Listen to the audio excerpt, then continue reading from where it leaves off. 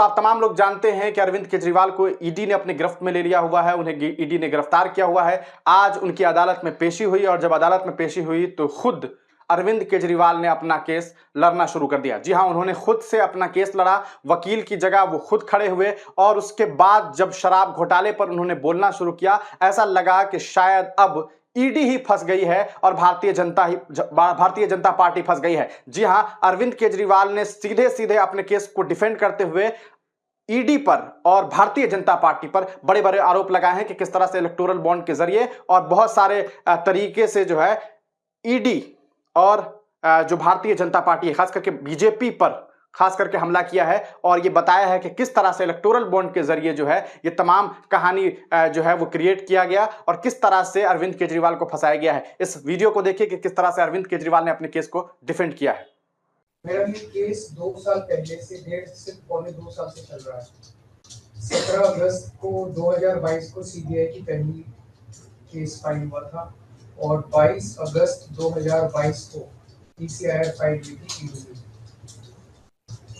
मुझे गिरफ्तार किया गया है। ना तो किसी कोर्ट ने मुझे दोषी करार दिया है, ना मेरे ऊपर कोई मुकदमा चला है, ना मेरे ऊपर कोई आरोप तय हुए हैं, ना मेरे ऊपर कोई आरोप तय हैं। अभी तक इस केस में सीबीआई 31,000 पेज फाइल कर चुकी है कोर्ट में और 294 विटनेसेस को एग्जामिन कर चुकी है। ईडी लगभग 162 विटनेसेस को एग्जामिन कर चुकी है और 25,000 पेजेस फाइल कर चुकी है।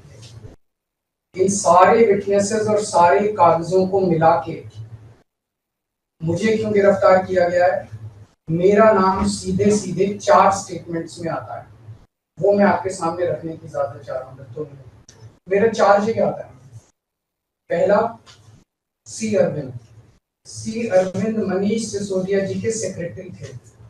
उन्होंने ये कहा है, स्टेटमेंट दिया है कि एक दिन मेरे घर में मेरी मौजूदगी में मनीष सिसोदिया जी ने उनको कुछ एक्साइज के डॉक्यूमेंट्स हैंड ओवर किए। That's it madam. उन्होंने ये नहीं कहा कि मेरी मौजूदगी में कोई पैसे दिए, कोई ऐसा कोई आरोप नहीं है। मेरी मौजूदगी में सी अरविंद को मनीष सिसोदिया जी ने एक्साइज के कुछ डॉक्यूमेंट्स। मैडम, मेरे घर पे ढेरों एमएलए आते हैं, ढेरों मंत्री आते हैं, ढेरों डिग्निटरीज आते हैं, अपने अपने सेक्रेटरी लेते हैं। वो आपस में खुसर भी करते रहते हैं, आपस में डॉक्यूमेंट्स भी एक्सचेंज। मुझे क्या पता कि कौन किसको क्या दे। Is this a sufficient reason to arrest the sitting chief minister? क्या ये स्टेटमेंट एक सिटिंग चीफ मिनिस्टर को अरेस्ट करने के लिए पर्याप्त है? नंबर 1। नंबर दूसरा स्टेटमेंट, एमएसआर मगुंटा श्रीनिवास रेड्डी, ये मेंबर ऑफ पार्लियामेंट थे जगन रेड्डी की पार्टी से।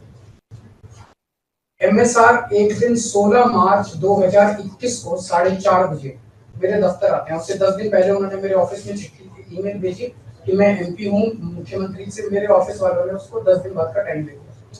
वो मेरे पास मिलने के लिए आते हैं 4:30 बजे।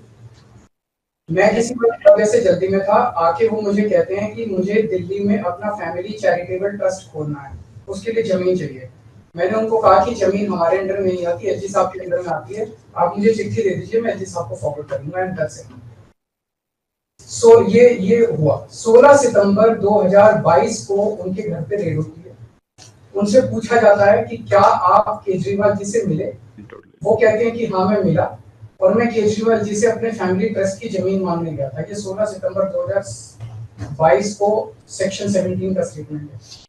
ED is not happy with this statement. 5 महीने के बाद उनके बेटे को 10 फरवरी को गिरफ्तार कर लिया जाता है। उसके बावजूद भी वो अपने स्टेटमेंट पे कायम रहते हैं। उनका दोबारा गिरफ्तारी के बाद स्टेटमेंट लिया गया, वो कायम रहते हैं। 5 महीने जब उनका बेटा गिरफ्तार रहता है तो बात टूट जाता है। 16 जुलाई को अपना स्टेटमेंट बदल लेते हैं। उसके बाद वो 16 जुलाई को वो अपना स्टेटमेंट बदल लेते हैं। 18 जुलाई को उनका बेटा छूट जाता है। उसके बाद उनका कोई स्टेटमेंट नहीं होता। That's it. स्टेटमेंट पे स्टेटमेंट हो रहे थे जब तक वो अपना स्टेटमेंट मेरे खिलाफ नहीं दे रहे थे।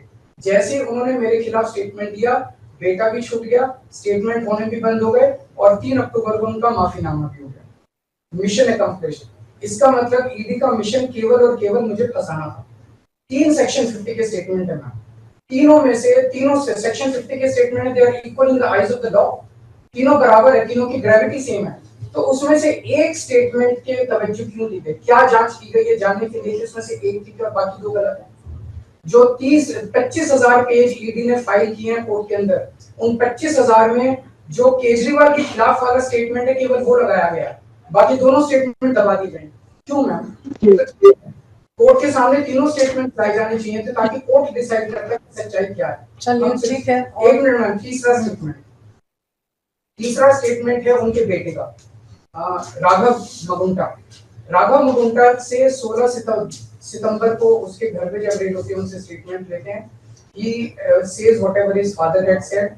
उसके बाद 10 फरवरी को उनको अरेस्ट किया जाता है। उसके बाद उनके 5 स्टेटमेंट्स होते हैं, पांचों स्टेटमेंट्स में वो वही बोलते हैं जो पहले बोला। फिर 5 महीने तक वो जेल में रहते हैं। उसके बाद जब 16 जुलाई को उनके पिताजी स्टेटमेंट बदलते हैं तो 18 जुलाई को उनको छोड़ दिया जाता है। तो 7 स्टेटमेंट्स उनके हुए, 6 में वो मेरे खिलाफ नहीं बोलते, 7वें में जैसे ही मेरे खिलाफ स्टेटमेंट देते हैं उनका उसके बाद कोई स्टेटमेंट नहीं होता, उनको जेल में कर दिया जाता है, उन्हें माफीनामा दे दिया जाता है। तो जो 6 स्टेटमेंट्स हैं ये रिकॉर्ड पे नहीं लाए जाते। चौथा है शरद रेड्डी। शरद रेड्डी के केस में 16 सितंबर को उसको अरेस्ट किया गया, 16 सितंबर को उसकी रेड हुई, उसने मेरे खिलाफ कुछ नहीं बोला। 9 नवंबर को उसका स्टेटमेंट लिया, उसने कुछ नहीं बोला। 10 नवंबर को उसकी अरेस्ट हुई। उसके बाद उसके 9 स्टेटमेंट्स होते हैं मैम, 9 स्टेटमेंट्स वो मेरे खिलाफ नहीं बोलता।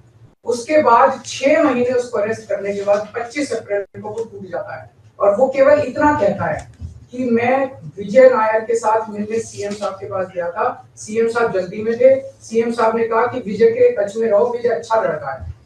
मैं केवल ये जानना चाहता हूं कि क्या ये 4 स्टेटमेंट्स एक सिटिंग चीफ मिनिस्टर को अरेस्ट करने के लिए, मैम 2 मिनट दे दीजिए, कि ये पर्याप्त है? नंबर 1। नंबर 2, जो 30,000 पेज फाइल किए गए हैं, ये 30,000 पेज के अलावा 1 लाख पेज ईडी के दफ्तर में जो हमारी बेगुनाही के सबूत है मैम, उनको कोर्ट के सामने नहीं लाया गया। ये दूसरी बात मैं ये कहना चाहता हूँ, ये शराब घोटाले का पैसा आखिर है कहाँ, जो शराब घोटाला कहा जा रहा है। मैम ये आरोप लगाया जा रहा है कि 100 करोड़ रुपए किसी साउथ लॉबी ने शराब की हमने पॉलिसी बनाने के लिए, हाँ जी आम आदमी पार्टी, मैम ये जस्टिस संजीव खन्ना का ऑर्डर है। जस्टिस संजीव खन्ना का order ma'am page 22 para 12।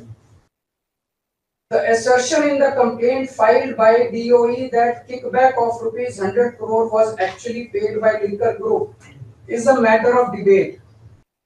Sanjeev Khanna कह रहे हैं, इसका मतलब ये साबित नहीं हुआ, इसका मतलब ये विवादास्पद है, इसका मतलब ये संदेहास्पद है, इसका मतलब इसके लिए सबूत नहीं है। तो जो 100 करोड़ रुपए ये कह रहे हैं कि हम लोगों ने रिश्वत ली, वो रिश्वत तो संदेहास्पद है, उसके तो सबूत ही नहीं है।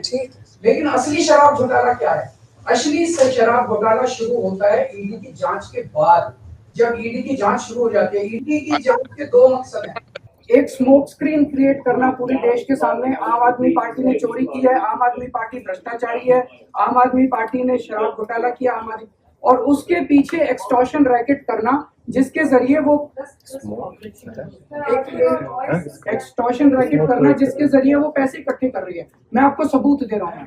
शरद रेड्डी के केस में शरद रेड्डी को बेल 2 वजह से मिली। एक, शरद रेड्डी ने मेरे खिलाफ स्टेटमेंट दिया और शरद रेड्डी ने अरेस्ट होने के बाद 55 करोड़ रुपए का चंदा बीजेपी को दिया। 55 करोड़ रुपए के bonds arrest, so he bought his bail ma'am, he bought his bail। Then now the money trail is clearly established। Money trail is clearly established। Ma'am, just last 1 minute। Last 1 minute। The money trail is established ma'am. उसने अपनी bell arrest होने के बाद 55 करोड़ रुपए का चंदा BJP को दिया, बीजेपी के अकाउंट में सीधा गया। मनी ट्रेल इज एस्टैब्लिश्ड और यही पूरी जांच का मकसद था। एक तरफ आम आदमी पार्टी को क्रश करना, एक स्मोक स्क्रीन क्रिएट करना, भ्रम का पर्दा और पीछे से एक्सटॉर्शन करना। Thank you. तो दोस्तों देखा आपने इस वीडियो को देखने के बाद आपका क्या कुछ ख्याल है, आप क्या कुछ सोचते हैं? लेकिन इस 8 मिनट की वीडियो से ये बात साबित हो गई है कि अब अरविंद केजरीवाल ने भारतीय जनता पार्टी के लिए जो है वो मुसीबत खड़ी कर दी है और किस तरह से अरविंद केजरीवाल ने अपनी केस को लड़ते हुए बीजेपी के कई सारे पोल खोल दिए हैं। अब तमाम लोग अपनी राय कमेंट सेक्शन में देना ना भूलें।